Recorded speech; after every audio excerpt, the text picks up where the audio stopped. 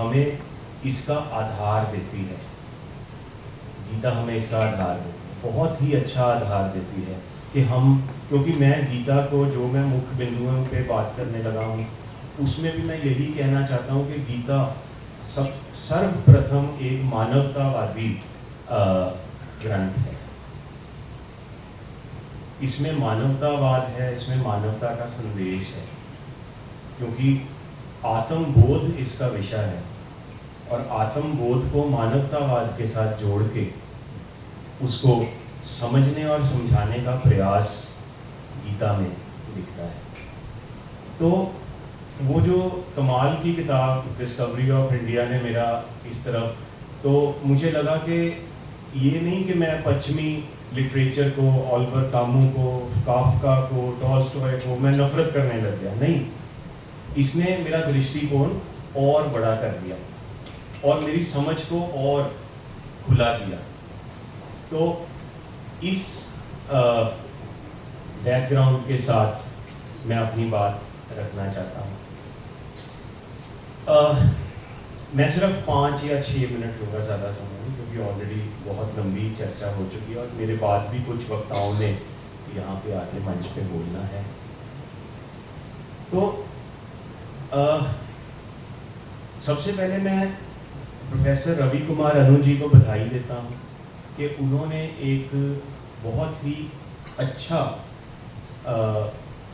व्याख्या की है गीता की, विश्लेषण है, सरल है, बहुत आसानी से समझ आता है, आपको गीता के संदेश के पास लेके जाता है। क्योंकि गीता ये कुछ बातें हैं जो अनु सर बिना कहे इस पुस्तक में कहते हैं। एक कि गीता हमारी जो कल्चरल आइडेंटिटी है उसका आधार है। गीता, रामायण, श्री गुरु ग्रंथ साहब, ये हमने अगर नहीं भी पढ़े तो मान लो हमने पढ़े, क्योंकि ये हमारी जो सामूहिक चेतना है, हमारी कलेक्टिव कॉन्शियसनेस का पार्ट है। जब मैं सर की किताब पढ़ रहा था तो मुझे ये सबसे पहले बात समझ आई कि गीता, क्योंकि जैसे सर ने कहा 5 हमारी, हम चाहे डिवाइड ना करें पश्चिम को और पूरब को, लेकिन ये बात तो फिर भी सच है कि हम 5000 साल पुरानी सभ्यता हैं। हम इस बात को कभी भी ना भुला सकते हैं ना झुठला सकते। जो चीजें संसार में आधुनिक युग में हुई, आर्यभट्ट ने बहुत पहले बोल दिया था कि we are not geocentric world, we are a heliocentric world. हमारा जो केंद्र है वो सूरज है। और आज क्योंकि जो इसके अंदर एक बड़ी इंपॉर्टेंट मैसेज है, मैं उस पर आऊँगा, the insignificance of man in the face of larger realities. आत्मबोध इसके बिना नहीं हो सकता। जब तक आप अपनी हैसियत को, उसकी जो मामूली सी एक इम्पोर्टेंस है, उसको समझ नहीं सकते, जब तक आप उसको समझते नहीं तब तक आत्मबोध नहीं हो सकता। तो आज के युग में अगर जो एस्ट्रोफिजिक्स है वो यूनिवर्स के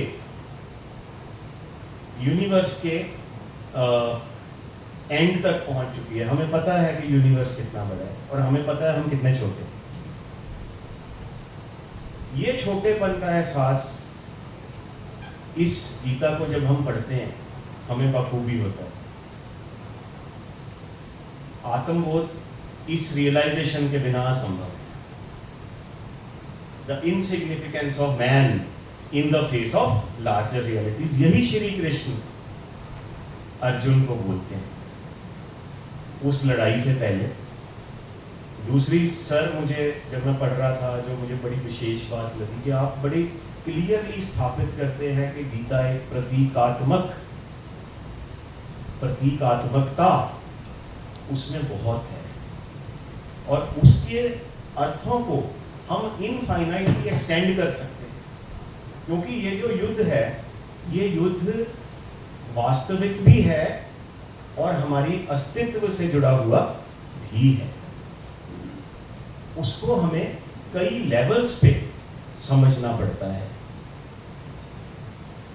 मानवतावाद, हमारी कलेक्टिव कॉन्शियसनेस, और सबसे इंपॉर्टेंट बात, गीता हमारे भारतीय ज्ञान परंपरा का सार है, क्योंकि इस पुस्तक में भी हर एक अध्याय को एक दर्शन के साथ जोड़ के, और फिर ये कहा गया है कि गीता में सांख्य और योग को महत्व दिया गया है। तो मैं इन चीज़ों के साथ जोड़ के इस टेक्स्ट को समझ पाया हूँ। इस पे चर्चा बड़ी लंबी हो सकती है, जितनी मर्जी कर लो, क्योंकि गीता में एक इटर्निटी है, वो हमारी अतीत के साथ और हमारे फ्यूचर और हमारे वर्तमान तीनों के साथ जुड़ा हुआ है। तो आत्मबोध, जैसे मैंने कहा और मेरे पहले जो मेरे बड़े विद्वान कह के गए, आत्मबोध इस पुस्तक का विषय है, सेल्फ रियलाइजेशन। और self realisation first of all, उसका एक जो उसकी एक आवश्यकता सेल्फ रियलाइजेशन से पहले है, वो है अ बिलीफ इन सुपीरियर एब्सोल्यूट सेल्फ। हमारे से बहुत बड़ी एक सच्चाई, एक इम्यूटेबल एब्सोल्यूट सेल्फ, जिसको हम भगवान कह सकते हैं। ये जो डायलॉग है, मैं इसको कई लेवल पे देखता हूँ, क्योंकि जैसे मैंने कहा कि इसके अर्थों को एंडलेसली स्ट्रेच किया जा सकता है, एक्सटेंड किया जा सकता है। तो एक कृष्ण अपनी ही सुपीरियर कॉन्शियसनेस से बात कर रहे हैं, भगवान से भी बात कर रहे हैं। भगवान खुद ही कहते हैं, तू मेरा अंश है, तू नश्वर है और मैं परमानेंट हूँ। तो आदमी के अंदर की अस्तित्व की जो ट्रांजिएंस और परमानेंस की एक लड़ाई है, क्योंकि ट्रांजिएंट हम हैं और परमानेंस हम हमेशा ढूंढते रहते हैं। तो वो परमानेंस हमें गॉड, सुपीरियर बीइंग, सारे जितना मैंने थोड़ा बहुत पढ़ा है लिटरेचर, उसमें there is a search and a belief in absolute and a superior self. And योग चित्त वृत्ति निरोध, तो वो अपनी जो इंद्रियों के ऊपर मीनिंगफुल जीवन, बैलेंस्ड लाइफ, वो भी सेल्फ रियलाइजेशन के बिना नहीं हो सकता। जैसे मैडम ने कहा, जब तक अपने गुणों से ज़्यादा अपने जो अवगुण हैं उसके बारे में हम कॉन्शियस नहीं होंगे, जब तक हम अपने आप से बात नहीं करेंगे, अपने करीब नहीं आएंगे। और आजकल के युग में तो मुझे लगता है कि स्वार्थ, जैसे मैं फ्रॉस्ट की अक्सर लाइंस कोट करता होता हूँ। रॉबर्ट फ्रॉस्ट एक अमेरिकन पोएट है, जिसको लोग गलती से इंग्लिश मान के पढ़ा जाते हैं। वो ब्रिटिश नहीं है, he is American, Robert Frost. और उसकी एक कविता है, लास्ट मैंने सुरजीत पात्र जी जब अलाइव थे एक सभा में पढ़ी थी, और सुरजीत पात्र जी ने बहुत अप्रिशिएट किया था। Some say the world will end in fire, some say in ice. कुछ लोग कहते हैं कि दुनिया आग से खत्म होगी, कुछ कहते हैं बर्फ से खत्म होगी। और what I have tasted of desire, I agree with those who say fire. जहाँ जो मैंने आदमी के अंदर तृष्णा देखी है, डिजायर देखा है, मुझे लगता है आग से ही खत्म होगी। But if it had to end twice, I think that ice is enough and will suffice. बर्फ भी बहुत है, काफी रहेगी दुनिया का विनाश करने। तो बर्फ वो है हमारी इनडिफरेंस, हमारा स्वार्थ, सेल्फिशनेस, हमारी ठंडक, जो दूसरे के साथ कनेक्ट नहीं कर पाते। So control over the senses and most importantly कर्म। यस, और कर्म का आधार क्या है? ज्ञान। ज्ञान के बिना कर्म कुछ नहीं।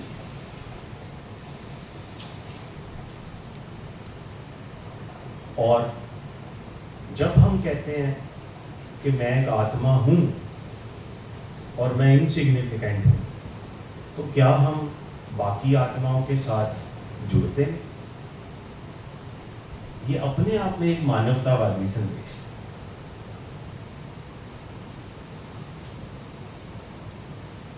तो कुछ चीज़ें जो मैंने सीखी, meaningful and balanced life, insignificance of man, dialogue with superior consciousness, a desire for transcendence, पदार्थवादी दुनिया से ऊपर उठने की एक इच्छा।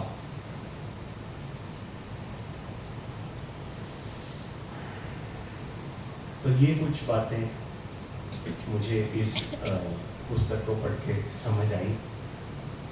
और एक अंत में मैं यही कहना है, उसकी तरफ भी अनु जी संकेत करते हैं डॉक्टर साहब के, गीता में अर्जुन और कृष्ण का डायलॉग है, और हर युग में हर व्यक्ति जब गीता के साथ डायलॉग में आता है वो इसके अर्थ अपने तरीके से समझता है। मैंने अपने तरीके से समझे, अगर इसमें कोई गलती हो तो मैं माफ़ी चाहता हूँ। Thank you.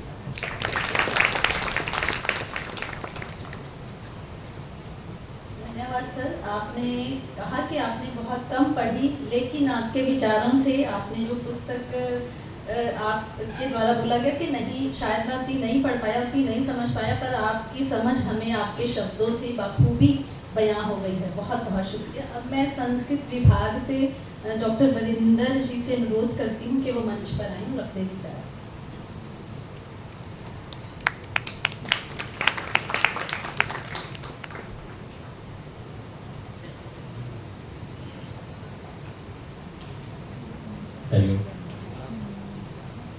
श्रद्धेय मंच को प्रणाम करते हुए और मेरे समक्ष बैठे सभी सुधीजनों को नमन करते हुए, सर्वप्रथम प्रोफेसर रवि कुमार अनु जी को मैं बहुत बहुत शुभकामनाएं देता हूं। ऐसा ये गीता भाव उद्योग नामक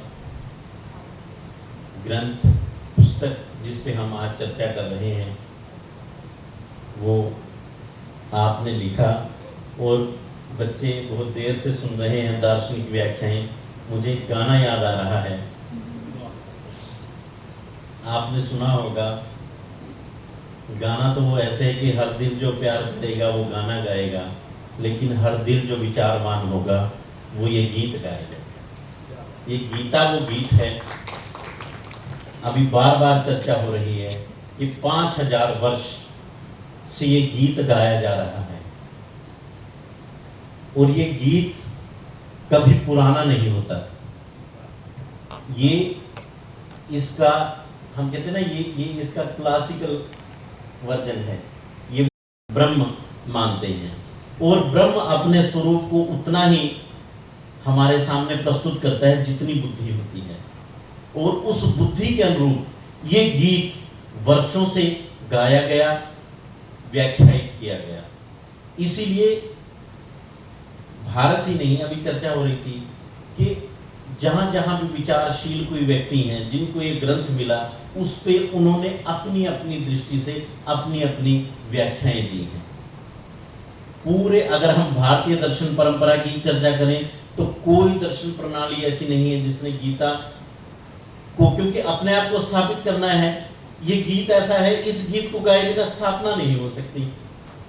तो अपनी दृष्टि, चाहे वो न्याय वैशेषिक हो, चाहे वो वेदांती हो, मीमांसक हो, सांख्य, योग, सब दृष्टियां उस पर आरोपित हुई। पर जो एक बात, मैं ग्रंथ की चर्चा बाद में करूंगा क्योंकि ग्रंथ की चर्चा बहुत हो चुकी है। गीता के उसकी जो दृष्टि है, उसका जो विचार है, वो विचार जो डॉक्टर मंगल जी भी कहते गए कि जो आध्यात्मिकता की पराकाष्ठा, जो निवृत्ति मार्ग को का अवरोध करके कर्म मार्ग के सिद्धांत को स्थापित करना, ये गीता ने का ये प्रमुख ध्येय, कर्म मार्ग को स्थापित करना गीता का ध्येय रहा। और एक और बात यहाँ आई, मैं उससे थोड़ा सा विपरीत हूँ कि गीता को समझना बड़ा कठिन है। मैं कहता हूँ गीता को समझना बहुत सरल है, क्योंकि गीता अपना गीत है। आप देखिए गीता के प्रथम अध्याय के में जब हम देखते हैं तो अर्जुन और कृष्ण का संवाद प्रारंभ होता है। ये गीत क्यों गाया जा रहा है? क्योंकि हम अर्जुन में अपने आप को देखते हैं। हम यहाँ साहित्य के विद्यार्थी बैठे हैं, जब तक साधारणीकरण नहीं होता हम अपने आप को जोड़ नहीं पाते, वो ग्रंथ हमारे से दूर ही रहेगा हमेशा। और प्रत्येक व्यक्ति, प्रत्येक प्राणी अर्जुन में अपने आप को देखता है।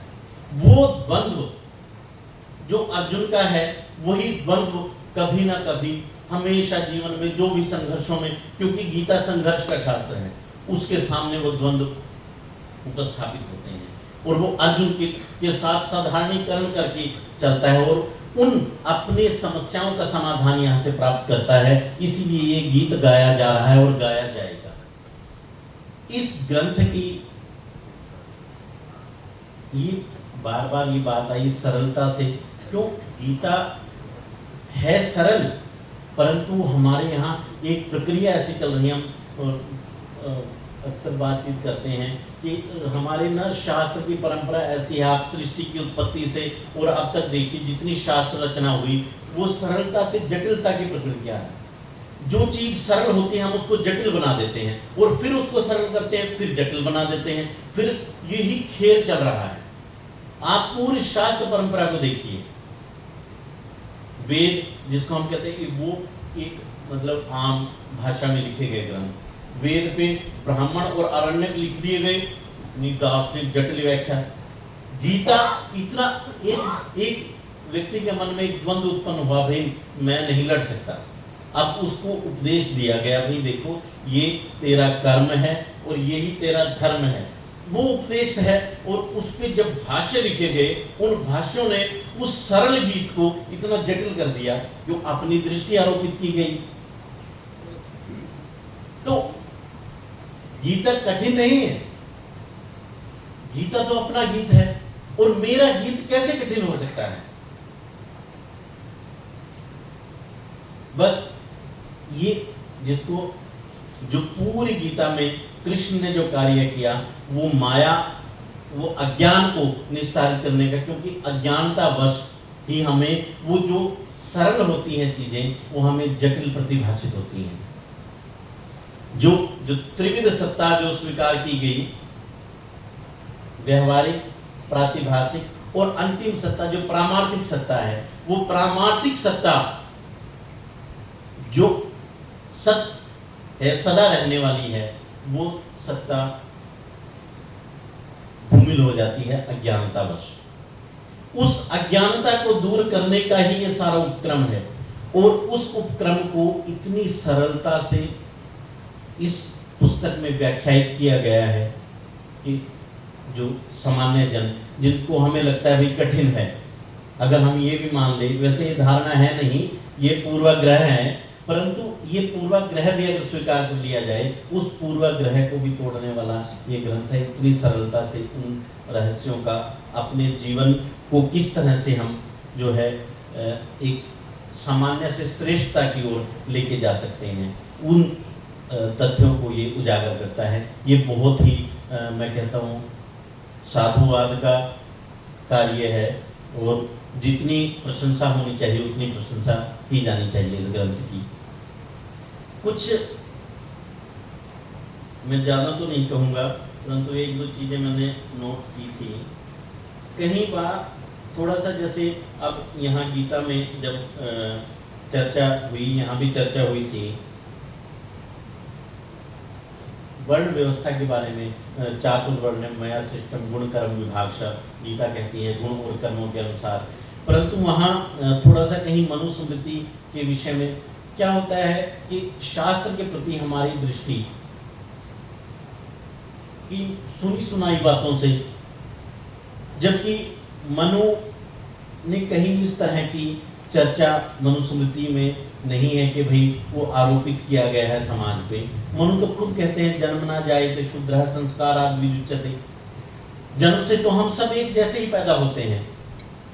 और वर्ण जाति नहीं कहा गया, वर्ण वृणोते इति वर्ण, जो वर्ण हम कर सकते हैं। और पूरे आप इतिहास उठा के देखिए, पूरा इतिहास साक्षी है कि ये गुण कर्मों के अनुरूप हमारे यहाँ पूजित हुए हैं व्यक्ति। डॉक्टर साहब ने बहुत सारे उदाहरण दिए, मैं उसमें बार बार नहीं जाऊंगा। तो कई बार हमें क्या होता है, शास्त्र के प्रति उस तरह की दृष्टि नहीं रखनी चाहिए। एक और बात, हाँ, और वर्ण व्यवस्था की मैं पीछे भी मैंने चर्चा की थी, क्योंकि विद्यार्थी बैठे हैं, मैं इस दृष्टि से ये बात कह दूं, हालांकि ये थोड़ा सा विषयांतर है इस उससे। आप देखिए हमारे यहाँ जो हम अत्याचार या इस तरह की ग्रंथ में भी कहीं ना कहीं थोड़ा इस तरह का वर्णन हुआ, तो उसको अगर हम देखें, आप देखिए महाभारत जहाँ ये गीत गाया गया उसकी पृष्ठभूमि देखिए आप, क्या लोकतांत्रिक व्यवस्था है राजतंत्र में भी। महाभारत का प्रारंभ, कौरव पांडवों की लड़ाई तो बहुत बात की है, महाभारत का प्रारंभ तो शांतनु से हो चुका था। शांतनु के मन का जो विकार है काम, वो विकार महाभारत की जननी बना। और आप देखिए वहां भी शांतनु का विकार है, परंतु फिर भी देखिए एक राजा आसक्त हुआ एक धीवर कन्या पे, राजा था, धीवर कन्या का पिता नहीं मान रहा है। आप समाज की व्यवस्था को देखिए उस समय की, वो नहीं मान रहा, अनुनय विनय हुआ, नहीं तो राजा था 1 मिनट में गला कटवा देता। ये है लोकतांत्रिक व्यवस्था। जिस वर्ण व्यवस्था की हम बात करते हैं ना कि अत्याचार और इस तरह की समाज में जो बातें फैलाई जा रही हैं, तो ये इतिहास उठा के देखिए आप, एक धीवर कन्या के उसके पिता के आगे राजा नतमस्तक हो गया पूरा राजा। हाँ, ये शर्त माननी पड़ेगी, ये भी मान ली, ये शर्त माननी पड़ेगी, इसका बेटा राजा नहीं बनेगा, इसका बेटा राजा नहीं बनेगा। तो इस तरह की व्यवस्थाएं हमारे यहाँ रही हैं। ये गलत प्रचारित हुआ, जो उन ग्रंथियों को तोड़ना भी हमारा दायित्व बनता है। और इसीलिए बार बार मनु की भी वही बात है, क्योंकि ये गीता, जो गीता के महात्म्य में कहा गया, गीता के महात्म्य में ये कहा गया सर्वोपनिषदो गावो दोग्धा गोपाल नंदना। ये उपनिषद जो है वो गाय हैं और कृष्ण उसको दोह रहे हैं। अब उपनिषद कहां से आए? वेद का सारभूत है, वेदांत है। और मनु क्या कह रहा है? मनु वेद को आधार मान के चल रहा है। तो जब वेद इस तरह की कोई बात नहीं करता तो मनु कैसे कर सकता है? मनु कर ही नहीं सकता। वो समाज में इस तरह से गहरे पानी पैठ हमने बिठा दी है वो बात जो कहीं भी नहीं गई। तो उन ग्रंथियों को भी तोड़ना, क्योंकि शास्त्र में बहुत सारे उदाहरण हैं इस तरह के, तो वो रखे जा सकते हैं। और मैं इस ग्रंथ के बारे में बहुत चर्चा हो चुकी है, ज़्यादा नहीं कहूँगा, इतना ही कि इतनी सरलतम व्याख्या करके विद्यार्थियों के प्रति और जो गीता में प्रवेश करना चाह रहे हैं उनके प्रति एक बहुत उपकार आपने किया है। और ये आपका उपकार जो है ये ऋण है हमारे ऊपर, और इस ऋण से हम ऋण होने का प्रयास करेंगे। मैं आपको बहुत बहुत शुभकामनाएं देता हूँ। धन्यवाद, आपने मुझे अवसर दिया। सामने है, मैंने कहा यहाँ से बोल दो, कहते नहीं यहाँ से नहीं बोलेंगे। चलिए मैं कोशिश करूँगा आपके इस बात का। आदरणीय मंच, गुरु महा डॉक्टर मंगल जी, गुरु डॉक्टर रवि कुमार अनु जी, शिरोमणि साहित्यकार डॉक्टर वाघ जी, और डॉक्टर अजय जी। मेरी उनसे थोड़ी चलते चलते एक बार बात हुई कि ये इन्होंने पूछा कि मैंने ना संस्कृति के 4 अध्याय पढ़ने हैं। रामधारी सिंह दिनकर का एक ग्रंथ है संस्कृति के 4 अध्याय, जो हमारी संस्कृति के विषय में विस्तार से बताता है। तो मुझे बड़ा आश्चर्य हुआ। मैं क्या, बहुत सारे जो विद्यार्थी हैं जिस भाषा का वो है वो भी उसको तब पढ़ते हैं जब उनको बार बार उसके लिए प्रेरित किया जाता है या बार बार उनकी मजबूरी बना दी जाती है। और इनकी जिज्ञासा है तो एक चिंतक है, और उसी चिंतन के अनुरूप है उनका व्यक्तित्व भी है, उतने ही सौम्य भी हैं। और इसके साथ ही डॉक्टर वीरेंद्र जी हैं, वो तो आप रोज़ रोज़ उनको सुनते देखते हैं, वो तो एक इसके जिसको कहते हैं कि हम तो उसको जिसको अपना होता है ना, घर का जोगी जोगने वाली बात स्थिति है कि वो तो अपने आप में इस विषय के हैं ही माहिर। आप सभी विद्यार्थीगण, स्कॉलर्स और शिव मंदिर से आए हुए गीता शिक्षण केंद्र के अध्येता, इनके यद्यपि और बहुत जो थे लोग जिन्होंने आना था, लेकिन एक वर्किंग होने के कारण कुछ अपने अपने व्यवसाय के कारण नहीं आ पाए, उनकी भी कुछ स्थितियाँ रही होंगी। तो मैं आप सबका यहाँ आने पर विभाग की ओर से भी अपनी ओर से भी उन्हें अभिनंदन करता हूँ। चर्चा सुबह से हो रही है, अब उस पर कुछ और कहने की गुंजाइश नहीं है। शायद मुझे रखा ही इसीलिए लास्ट में गया था कि कुछ कहना तो कम पड़े या कम आता है तो बाद में बात छिप जाएगी। तो डॉक्टर मंगल जी ने बड़े विस्तार से एक पुस्तक समीक्षा जो होती है किसी ग्रंथ की, किसी पुस्तक की एक समीक्षा जो होती है शोध प्रविधि की दृष्टि से, रिसर्च मेथोडोलॉजी की दृष्टि से उसका विश्लेषण किया। इसके साथ साथ ही विषय को बड़ी सूक्ष्मता से उन्होंने हमारे सामने रखा। मैं भी उससे लाभान्वित हुआ, यानी मुझे भी उससे ज्ञान बढ़ा है। और मैं आग्रह करूँगा सर, वो जो लिख के दिया है ना आपने, वो बहुत सारा याद नहीं रहा, अब मैं दे दिया जाए। सर सुन नहीं रहे, पता नहीं क्यों नहीं सुन रहे, मेरी बात पहले भी नहीं सुनते। चलो कोई बात नहीं है, गुरु जी हैं।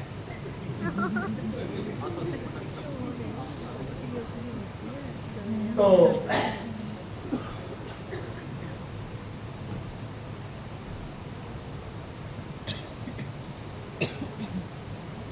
गीता भावोद्योग ग्रंथ आपके सामने है।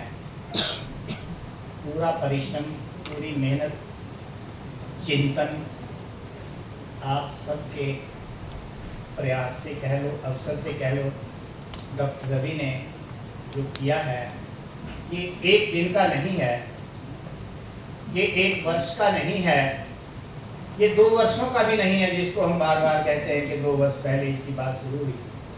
मैं ये समझता हूँ और गीता भी इस बात को प्रमाणित करती है कि ये तो पीढ़ियों का है, जन्म जन्मांतरों का है, क्योंकि हमारे गुण ही, हमारे पूर्व जन्म के कर्म ही गुणों में परिवर्तित होकर हमारी आत्मा के साथ अगले जन्म में हमारे साथ ट्रैवल करते हैं और हमें उसी दिशा की ओर आगे ले जाते हैं। तो ये जन्म जन्मांतरों का एक मेहनत है, प्रयास है, जिसके फल परिणाम स्वरूप है ये हमारे सामने है। अभी तक आप सबने बहुत पढ़ा, अध्ययन किया होगा, लेकिन मैं अपने बारे में ये बात कह रहा हूँ। गीता को मैंने इस प्रक्रिया से पहले पूरी कभी नहीं पढ़ी। मैं बहुत ईमानदारी से इस बात को आपके सामने स्वीकार करता हूँ। आपकी बात नहीं कर रहा हूँ मैं, आपने तो बहुत बात पढ़ी है, आप तो कर्म में भी उतार रहे हैं उसको, तो मैंने नहीं पढ़ी है पूरी। हाँ, दूसरा अध्याय किसी समय सिलेबस में लगा हुआ था, वो पढ़ा था। और कुछ जैसे डॉक्टर वीरेंद्र कह गए हैं कि जैसे समाज में प्रचलित है उसके बारे में, और महाभारत का जो टीवी सीरियल आया है उसके माध्यम से जो कुछ धारणाएं लोग में स्थापित हो गई हैं, उनके माध्यम उनको ही हम जानते थे। इसके कई कारण हैं क्यों नहीं पढ़ पाए हम। एक तो स्थिति परिस्थिति इस प्रकार की रही है कि हमारा जो वातावरण है वो उसके इजाज़त नहीं दे रहा था। सिलेबस में होते हुए भी हम केवल उसका उतना ही हिस्सा पढ़ते हैं जो सिलेबस में निर्धारित है, और भी केवल उतना ही जानने की कोशिश करते हैं जितना परीक्षा की दृष्टि से हमारा काम चल जाए बस एक बार, और उसको भी ऊपर से। आप सबकी स्थिति ये है, मैं जानता हूँ, भले ही आप ये ना स्वीकार करें। तो जो जिज्ञासा उत्पन्न हुए थे 2 वर्ष पहले जहाँ से डॉक्टर रवि ने यात्रा इसकी प्रत्यक्ष यात्रा शुरू की थी। मैंने कहा बीज तो जन्म जन्मांतरों का है, उचित अवसर और स्थिति और जमीन पाकर वो अंकुरित हो जाता है। वो तब से जो जिज्ञासा बनी थी उसके परिणाम स्वरूप गीता प्रशिक्षण केंद्र है जो शिव मंदिर अर्बन स्टेट फेस 1 में लगभग 2.5 वर्ष से चल रहा है। और ये सारा श्रेय जो है ये डॉक्टर वीरेंद्र को जाता है। उन्होंने इसको वहाँ स्थापित भी किया और प्रतिदिन यहाँ से कभी स्वयं कभी कोई और यहाँ से अध्यापक भी जाकर उसका पढ़ाते रहे हैं। उसका एक लाभ ये हुआ कि हमारे जैसे आदमी जो ऊपर से उसको देखते थे या हमारे से भी जो और दूसरे जो उस शिक्षण केंद्र में आते हैं और जो हैं जो इवन हिंदी भी नहीं जानते थे, वो अब उन श्लोकों को, गीता के श्लोकों को बहुत आसानी से आराम से शुद्ध पढ़ सकने में सक्षम हुए हैं। ये बहुत बड़ी बात है। और इस बात को सिद्ध करता है कि मुश्किल नहीं है। मुश्किल तो हमारे मन में पहले से ही एक छवि बन गई है, एक नैरेटिव सेट कर दिया गया है कि ये बहुत मुश्किल है, इस तरफ जाना ही नहीं है, मुश्किल नहीं है। हमारे यहाँ एक रामचंद्र वर्मा की एक किताब है अच्छी हिंदी, वहाँ शब्दों के बारे में एक बात आती है उस किताब में कि कोई शब्द मुश्किल नहीं होता। हम कहते हैं ना कि मुश्किल शब्द हैं ये हमारे समझ में नहीं आते, वहाँ रामचंद्र वर्मा लिखते हैं, अच्छी हिंदी छोटी सी किताब है उसमें, कि कोई शब्द मुश्किल नहीं होता। शब्द या तो प्रचलित होते हैं या अप्रचलित होते हैं। जो अप्रचलित हैं वो हमें मुश्किल लगते हैं। यही बात इस पर गीता पर भी लागू होती है। तो उस लगातार 2 वर्षों से जो चल रहा है उसमें ये जिज्ञासा कैसे उत्पन्न हुई, क्यों वो सेंटर चला, इसका जो स्थापना करने का, जो परिश्रम करने का कार्य जो है यद्यपि डॉक्टर वीरेंद्र ने किया, लेकिन इसके जो कहते हैं ना कि लगाने वाली बात, सॉरी सर मैं ये शब्द का प्रयोग कर रहा हूँ, चिंगारी लगाने वाली बात वो डॉक्टर ही करते रहे हैं, बार बार उसको कुरेदते रहे हैं। हम सब साक्षी हैं, ये बात किसी और संदर्भ में नहीं है, ये सब साक्षी हैं उस बात के।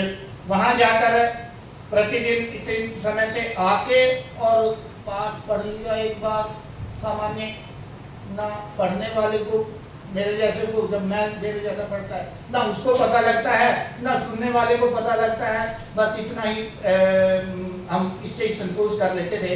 लेकिन ये उसके बाद उठकर उसके बाद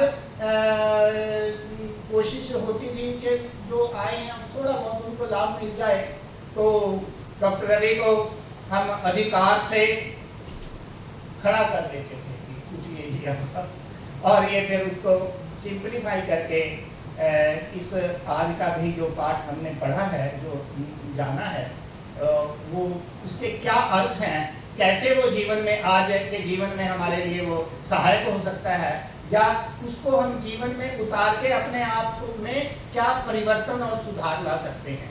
तो वो है सही मायने में वो चिंगारी जो मन में सुलगती रही और लगातार जिसका परिणाम ये निकला है, इसका फल ये मिला है कि हम संस्कृत के उन श्लोकों को जो हिंदी भी नहीं जानते थे वो भी पूरी तरह से उनको पढ़ लेता है। और एक बात हमने कई बीच में उसमें हमने मैं एक बात और शेयर कर लूँ आपसे कि 4 बार इसका पूरी का अध्ययन किए हैं वहाँ इतने समय में, और बीच में जब भी कभी ऐसा मौका मिलता था तो एक कार्यक्रम करके डॉक्टर रवि को और डॉक्टर वीरेंद्र को बस सूचना ही दे देते थे, और फिर उस पर ये और उसकी जो गहन बातें थी, जो दार्शनिक बातें थी, जो समझ से परे थी, जो अप्रचलित थी, कलिष्ठ नहीं थी, अप्रचलित थी हमारे लिए, उनको जीवन के साथ जोड़कर सामान्य उदाहरणों से स्पष्ट करके वो कर देते थे और हमारी वो जिज्ञासा और बलवती हो जाती थी और हम उस मार्ग पर पुनः चल पड़ते थे। तो इस दृष्टि से ये रचना वो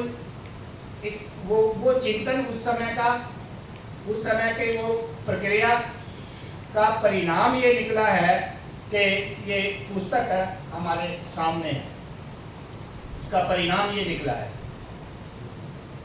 और आप सबने या बहुत लोगों ने शायद पढ़ ली हो या पढ़ रहे हैं। पुस्तक को पढ़ने से के पश्चात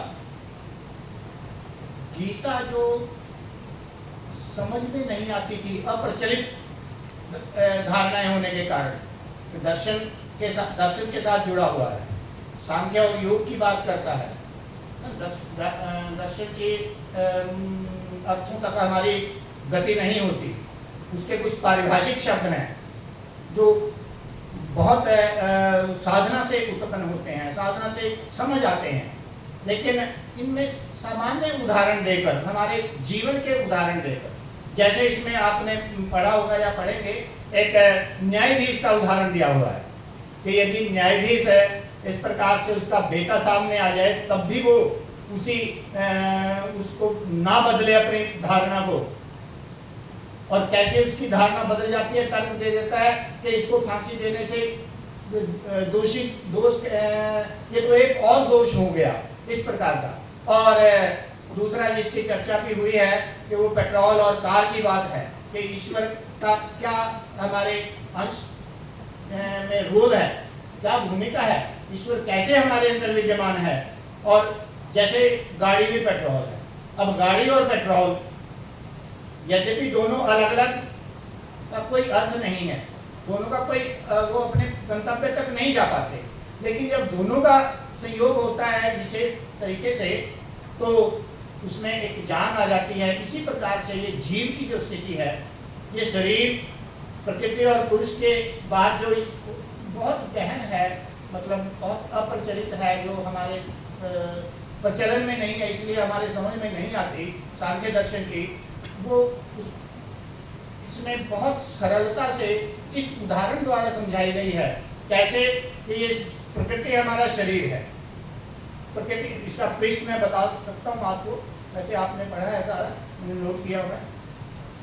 शरीर, प्रकृति हमारा शरीर है, आत्मा संचित प्रारब्ध कर्मों के कारण जो हमने पिछले युग में किए हैं, पिछले जन्म में किए हैं, उनको इस शरीर में के साथ पुरुष का जब संयोग होता है तो वो एक अंश उसका आत्मा के रूप में, एक अंश उसका आत्मा के रूप में शरीर में प्रवेश करके उन कर्मों का भोक्ता बन जाता है।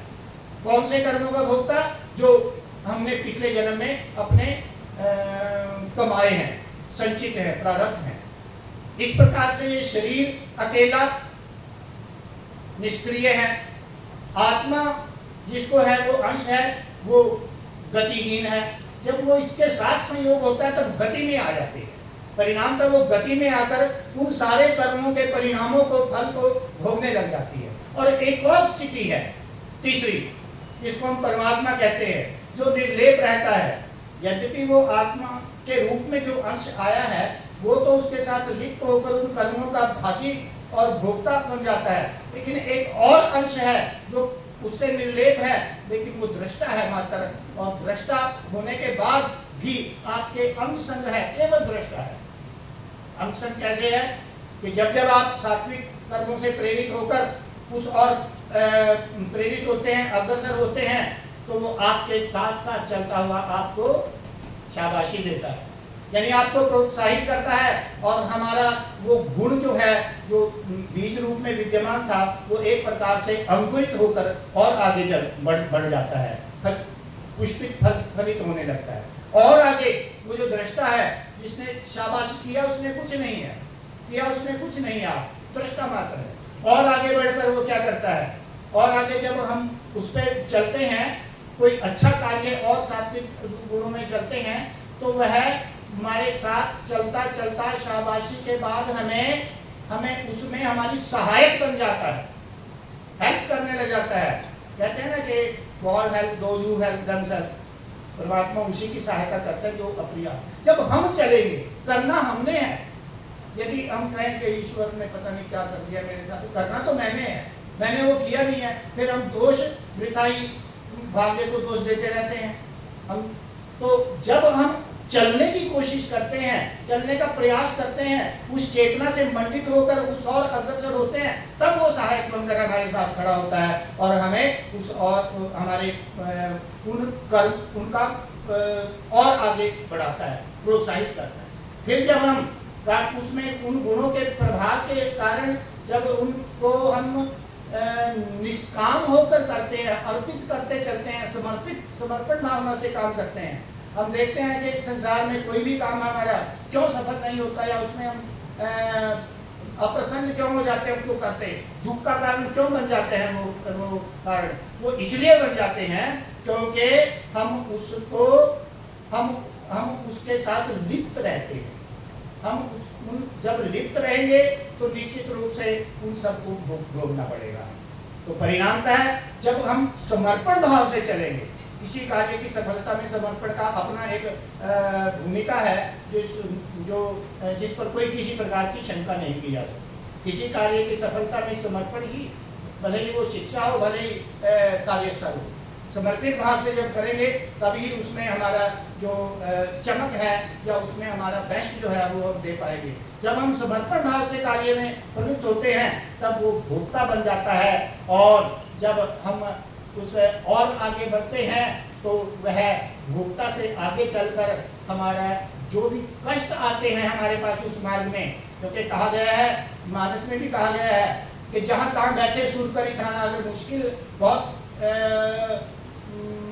कठिनाई में, परेशानी में कोई, पहली बात तो उधर दिमाग चलता नहीं है, अनेक प्रकार के विकारों से ग्रस्त होने के कारण, सामाजिक परिवेश की विपरीत परिस्थितियां होने के कारण हम उस ओर जाते ही नहीं है। बड़े प्रयास से, अभ्यास से निवृत्ति, अभ्यास से इंद्रिय संयम करके, निरंतर अभ्यास से, योग कर्म के माध्यम से जब हम उस और अग्रसर होते हैं तो वहाँ बैठे सुर करी थाना, मानस की पंक्ति है। वहाँ अनेक प्रकार के विघ्न आते हैं जो हमें रोकते हैं, जिनको हम सामान्य लोग की भाषा में कहते हैं कि ईश्वर परीक्षा ले रहा है, ईश्वर परीक्षा ले रहा है, और हम उस परीक्षा में फेल हो जाते हैं। तब वो परमात्मा जो है, परम आत्मा जो है, शरीर आत्मा और परमात्मा, तब वो क्या करता है, तब वो आपके उस समय आपके साथ खड़ा होकर आपके उन कष्टों को, उन मुश्किलों को, उन परेशानियों को स्वयं झेलता है और आपको उससे मुक्त कर देता है।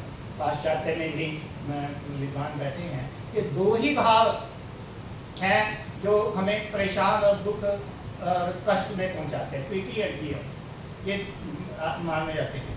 और हमारे यहाँ कौन सा भाव है और उससे निवृत्ति क्या है, उससे कैसे मुक्त हो सकते हैं, उसी भाव से ग्रस्त दुखी क्यों हो गया था अर्जुन, ये हम सब जानते हैं कि वो किस प्रकार से मोह से ग्रस्त हो गया था उस समय, और मोह से ग्रस्त होकर उसने अपने कर्म से विमुख हो गया था। जो कर्म उसका स्वाभाविक कर्म था, जो उसका स्वधर्म था, स्वधर्म और स्वाभाविक कर्म, जो उसके पुराने युग के, पुराने जन्मों के कर्मों के संचित और प्रारब्ध के कारण उसको इस युग में करने चाहिए थे, जो वो स्वाभाविक धर्म था, उसका स्वधर्म था उसका, जब उसने उसको करने से इनकार कर दिया, तब भगवान उसी प्रकार की बात करते हैं जो समर्पित भाव से, क्योंकि सका था और समर्पित भाव से था, इसलिए कहता मैं नहीं करूँगा। अपनी मन की एक शंका उनके सामने प्रकट की थी, और सामने बैठकर इसी प्रकार से विनय भाव से, समर्पित भाव से, पूरी ईमानदारी से उनको जब ये बात कही, तब भगवान ने शायद सोचा होगा कि नहीं, इसको वो बात, इसको आभास बनाना चाहिए। इस आभासिक दुनिया से ये जो दिखाई दे रही है, इसको, ये आभासिक है, ये वास्तविकता नहीं है, वास्तविकता का ज्ञान कराना चाहिए। वास्तविकता ये नहीं है कि ये तेरे ये सगे संबंधी हैं, ये सब आभासिक है, ये सब काल्पनिक चीजें हैं, क्योंकि ये सब विनाशकारी। वास्तविकता क्या है? वास्तविकता है कि आत्मा जो है, जो जो अंश है हमारे अंदर और जो हमारा स्वधर्म है, उसका पालन करने से ही हमारा कल्याण होगा, हमारा उद्धार होगा। और उसी में उसी का जो ज्ञान प्रथम अध्याय से लेकर छठे अध्याय तक दूसरे में गीता आत्मा के और आत्मा की अमरता को बड़ा विस्तार से बताया गया है। छठा अध्याय बड़ा महत्वपूर्ण है, मतलब गीता का भी है। इसमें छठा अध्याय मुझे इसलिए महत्वपूर्ण लगा है इस पूरी प्रक्रिया में, 18 अध्याय में, कि वो हमें व्यावहारिक दृष्टि से कैसे हम उस पर चल सकते हैं वो रास्ता दिखाता, वो मार्ग दिखाता है छठा, कि कैसे हम, बता तो दिया कृष्ण ने कि निष्काम कर्म करो और फल की इच्छा ना करो तो तुम्हारे सारे जो कर्म है उसका फल तुम्हें नहीं मिलेगा और सब विनाश होने वाली है। लेकिन छठा अध्याय जो है वो ये बताता है कि कैसे चले। बता तो दिया कि ये करो ये कैसे करें, ये छठा अध्याय हमें बताता है व्यावहारिक दृष्टि से। लेकिन आगे चलकर जब हम देखते हैं कि छठे अध्याय में भी उसकी बौद्धिक व्याख्या हुई है, ऐसा करो ऐसा करो ऐसा करो, बौद्धिक व्याख्या हुई है। फिर आगे चले जाते हैं हम 13वां अध्याय और फिर 18वां अध्याय जो है वो धीरे धीरे धीरे हमारी मानसिक समझ को विकास करके हमें उस आत्मा के स्तर पर स्थापित करने की ओर अग्रसर करता है। और हम वहाँ पहुँचकर हम निश्चित रूप से जो है दुख और पीड़ा और कष्ट और मृत्यु से बड़ा कुछ अस्तित्व मत भी कहता है कि क्या हो जाएगा लास्ट में, अंततः दुख सबसे बड़ा क्या है, मर जाएंगे ना, कोई बात नहीं। वो उसके मिथ्यात्व का एहसास करा देता है। एक तो होता है बताना, एक होता है एहसास कराना, ये दो अलग अलग स्थितियाँ हैं। बताया बहुत ग्रंथों में जाती है, एहसास करा देता है। और गीता में पढ़ने के पश्चात के बाद ये व्याख्या समझने के पश्चात हम उसकी ओर अग्रसर होते हैं, उसकी और पढ़ने की लालसा जागृत होती है, उनको और आगे इसमें क्या हुआ है ये जानने की कोशिश, जानने की एक इच्छा जागृत होती है। इसमें डॉक्टर साहब ने बहुत ऐसे पारिभाषिक शब्द जो हैं जो समझने में हमें कठिनाई आती थी, जो कठिनाई आती थी उधर के लगते हैं हम इधर उनको इधर का कर दिया है, यानी उनको हमारे पक्ष का कर दिया है। तो कैसे है, देखिए कर्म क्या है, अकर्म क्या है और विकर्म क्या है, बड़ा पेचीदा सा सवाल लगता है देखने में, लेकिन इसके माध्यम से बड़ी स्पष्टता से और सरलता से व्यवहारिक उदाहरण के माध्यम से ये बात हमारे यहाँ स्पष्ट हो जाती है। आगे निष्काम कर्म और कर्म योग, निष्काम कर्म योग कैसे बनता है, गुणों में कैसे वर्तते हैं, वो पुराने जन्म के हमारे जो कर्म हैं वो अगले जन्म के में कैसे हमारे व्यवहार में उतरकर गुणों में वर्तते हैं, इसका बड़ा सुंदर और स्पष्ट गीता पढ़ने से भाई आप सबको समझ में आ गया होगा, मुझे तो नहीं आया था, है ना। मैंने डॉक्टर रविंद्र से भी कहा था कहते कभी समझाऊंगा बिठा के, फिर उन्होंने दिया नहीं है मौका मुझे। अब इस किताब से वो पता चल गया है कि गुणों में कैसे वर्तते हैं। प्रकृति पुरुष के संयोग से शरीर, आत्मा और परमात्मा का क्या संबंध है ये बड़ा स्पष्ट हुआ है। और परमात्मा गुणातीत है और निर्लेप जीवन जीकर हम कैसे इस जीवन का अपने उद्धार कर सकते हैं या इस जीवन को सार्थक बना सकते हैं। अंत में इस किताब से ही दो शब्द उधार लेकर ओशो के डॉक्टर साहब ने कोट करके एक जगह ये लिखा है कि हर व्यक्ति, हर जीव जन्म लेता है एक शूद्र के, जन्मते जाते शूद्र रहा सभी, लेकिन उसको मरना एक ब्राह्मण के रूप में चाहिए। धन्यवाद।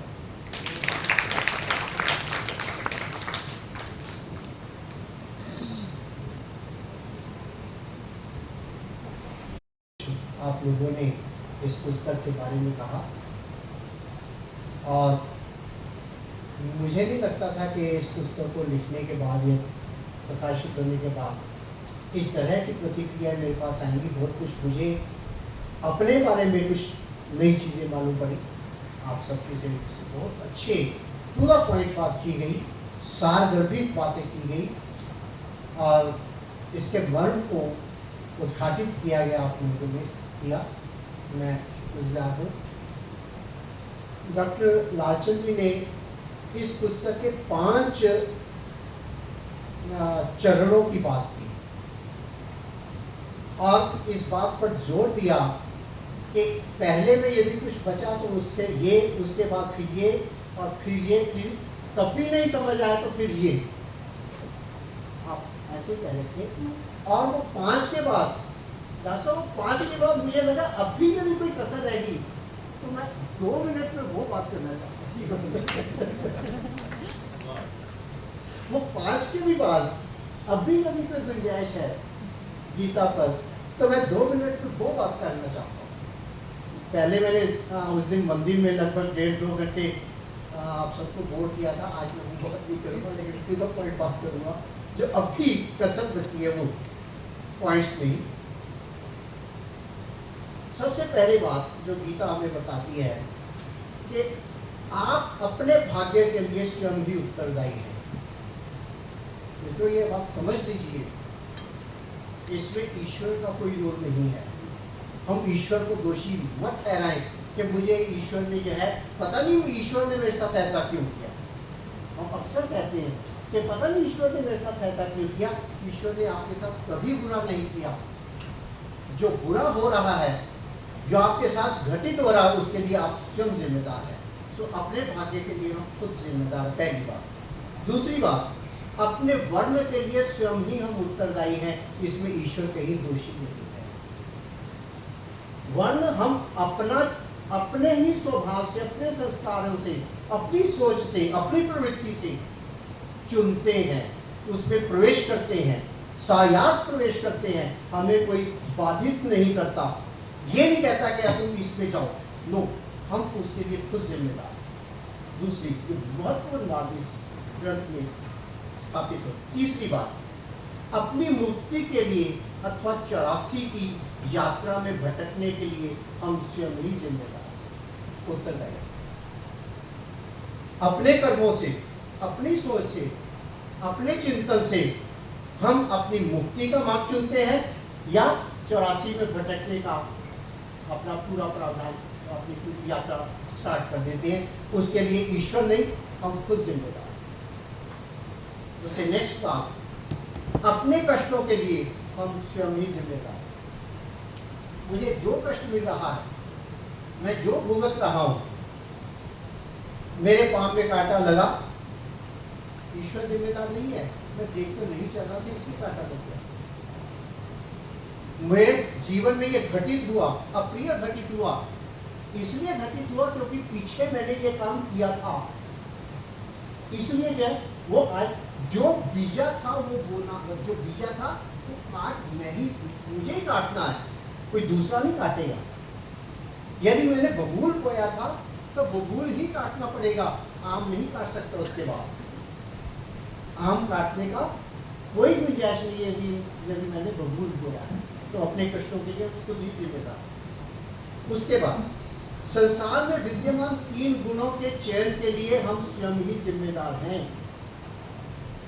जो 3 गुण परमात्मा ने इस पूरी सृष्टि में सजाकर आपको खाली में दिए, सत्वगुण, रजोगुण और तमोगुण, उसके चयन के लिए ईश्वर ने ये नहीं कहा कि तुम ये लो, तुम ये ले लो, ये ले लो।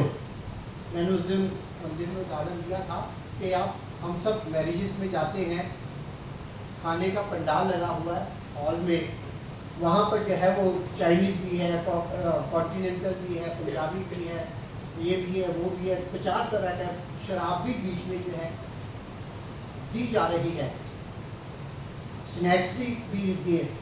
क्या आपको आपका जो होस्ट जो आपको इनवाइट किया जिसने, क्या उसने ये कहा कि ये पियो, शराब जरूर पियो, ये जरूर खाओ, ये जरूर खाओ? नो। आप अपने टेस्ट से चाहे शराब के पंडाल पर जाए, चाहे पंजाबी रसोई में जाए, चाहे जो है किसी और उस पर जाए, आपकी चॉइस। गुणों का चयन आपने किया है और जब गुणों का चयन किया है तो उन्हीं के अनुरूप जो है आप उनके फलों के भोगी हो। इसलिए ईश्वर का इसमें कोई वो नहीं है, रूप नहीं। फिर कर्म फल के बंधन से मुक्ति के लिए भी हम स्वयं ही जिम्मेदार हैं। कर्म फलों का जो बंधन है उससे मुक्ति कैसे हो सकती है, हम यदि इस बात को समझ लें कि कर्म फलों से हम कैसे मुक्त हो सकते हैं, ये उसके लिए हम खुद जिम्मेदार हैं। ईश्वर इसमें कोई वो नहीं। अब यहाँ पर आकर एक प्रश्न आपके सामने आएगा कि जब सभी चीजों के लिए हम खुद ही जिम्मेदार हैं, फिर वो किस लिए बैठा, वो किस लिए बैठा, उसका क्या रोल है, हम उसे क्यों महत्व दें, हम क्यों उसके सामने नतमस्तक हो। बड़ा महत्वपूर्ण प्रश्न है कि जब हर चीज के लिए हम खुद जिम्मेदार हैं, अच्छा है तो हम जिम्मेदार, बुरा है तो हम जिम्मेदार, उपलब्धि है तो हम जिम्मेदार, कहीं हारे हैं, फेल हुए तो हम जिम्मेदार, तो उसका क्या रोल है, हम उसे क्यों नतमस्तक हो, उसे हम क्यों सम्मानित करें, उसके लिए हम क्यों नमन करें। मित्रों, इसका उत्तर भी गीता देती है। वो कहते हैं ईश्वर की कृपा के पात्र आप बनोगे, तब बनोगे यदि आप उसे नंबर 1 पहचानो। यदि ईश्वर को पहचानोगे, पहचानने के बाद स्वीकारोगे, पहले पहचानोगे, पहचानने के बाद उसे स्वीकारोगे, उसके अस्तित्व को स्वीकारोगे, फिर तीसरी बात, तीसरे स्टेप पर उसे पुकारोगे, आई में पड़ गया मुझे बेचारे, उसे पुकारोगे, उस पर विश्वास रख के पुकारोगे। यदि विश्वास ही नहीं है आपका, फिर आप कहोगे कि उसने मेरी क्या सहायता करनी, आप नहीं पाए, उस पर विश्वास करोगे। तो पहले जो है पहचानोगे, फिर स्वीकारोगे, फिर पुकारोगे, और फिर अंततः उस पर जो है उसको समर्पित हो जाओगे, उसे अंततः समर्पित हो जाओगे। वहां आप ईश्वर जो है, ईश्वर का रोल शुरू होगा, फिर वो आपको हाथों पर उठा कर ले, फिर ईश्वर आपको हाथों पर उठा कर लेके जाता है, और फिर भौतिक जीवन का सारा रहस्य, उस स्थिति में जाकर भौतिक जीवन का सारा रहस्य, जीवन जीने की कला और मुक्ति का रहस्य हस्तामलक की तरह, हस्तामलक की तरह क्रिस्टल क्लियर हो जाता है, क्रिस्टल क्लियर हो जाता है जब आप अपने आप को, अपनी डोर उस पर छोड़ते हैं। ये दो चीजें आप समझ लेंगे तो सारी गीता इसमें से लग जाती है। आप सबने सुबह से लेके सुना, ये 5 के बाद ये छठा चरण था। मुझे लगा अब ये शायद और ज़्यादा क्लियर हो जाए, तो कोशिश की, आपने मुझे प्रोत्साहन दिया, मेरे प्रयास का अनुमोदन किया, और मुझे इस लायक समझा। दासा ने कहा कि 52 वर्ष पहले जो असली बात थी उन्होंने बताई थी, वो मैं बताता हूँ। तो मोदी कॉलेज के कॉरिडोर पे आवारागर्दी हम करते थे, कॉरिडोर चारों तरफ से ऐसे बना हुआ है, स्टूडेंट्स जा रहा है ग्रुप, और सामने से गुरु आ रहे हैं, मुझे रोका, रवि सर, तो ऑनर्स का फॉर्म भरते, हिंदी ऑनर्स का। मैं हंस पड़ा, मैंने कहा सर कहाँ ऑनर्स और कहाँ रवि कुमार का, दोनों का कुल मिल गई, मेरे बस का रोल नहीं है, मैं तो लिटरेचर कर दूँ, इतना ही बहुत है। कहते नहीं तू कर, मैंने कहा अभी जिद करने लगे, मैं टाल के, मैं तो चलो करता हूँ सर, मैं आगे निकल गया। और मुझे दिमाग में मैं ऐसे ही, पता नहीं क्या है इनके दिमाग में सवाल होता है, मुझे पागल बना रहे, मैंने लिटरेचर भी ख़त्म कर दिए। तो 3 दिन के बाद फिर उसी कॉरिडोर में ले लिया इन्होंने, तूने फॉर्म भी नहीं भरा। मैंने कहा सर मेरे बस का रोल नहीं ऑनर्स करना, मैं तो सिंपल लिटरेचर कर जाऊँ, इतना ही बहुत है। कहते नहीं तू कर सकता, इनका सेंटेंस आया, नहीं तू कर सकता, मुझे मालूम है, तू कर। मेरी बाजू पकड़ी, स्टाफ रूम में ले गए, फॉर्म भरा, कहते यहाँ साइन कर और भर, मेरे सामने बैठ के धक्के से मैं साथ साइन कर रहा हूँ, साथ में भर रहा हूँ से, और साथ में मैं कह रहा हूँ कि सर आप मुझे मरवाओगे, मेरा लिटरेचर भी खत्म हो जाएगा, मुझे जो है बीएमए से भी खत्म करोगे, मेरे बस का रोगे। कहते नहीं तो कर जाएगा। इन्होंने तो अपना काम कर दिया, एक सिग्नेचर किया, मैं भर के दे आया। उसके बाद मेरा दिमाग घूमने लगा। इन्होंने ऐसा क्या देखा मेरे भीतर के कहते तू कर सकता है, और मुझे अपने आप को पहचानने के लिए प्रेरित किया इनके इस एक सेंटेंस से कि तू कर सकता है। मुझे लगा क्या मैं सचमुच कर सकता हूं, और उसके बाद लगा शायद कर सकता हूं, और जो शायद है वो विश्वास बनता चला गया, आत्मविश्वास बना, और आत्मविश्वास से प्रेरणा मिली, और प्रेरणा से फिर जो है लगा, और ऑनर्स भी की, बीए भी की, एमए भी की, एमफिल भी की, पीएचडी भी की, और 33 साल के करीब अध्यापन कार्य भी किया। और आज आपके सामने जो है कि गीता भावोद्योग ये उसी एक घटना का परिणाम है। ये गीता भावोद्योग उसी एक घटना का परिणाम। मतलब एक गुरु शिष्य को कैसे घड़ सकता है, कैसे उसको तराश सकता है अपने एक ही शब्द से, एक ही वाक्य से। यदि जानना है तो इनसे सीखिए।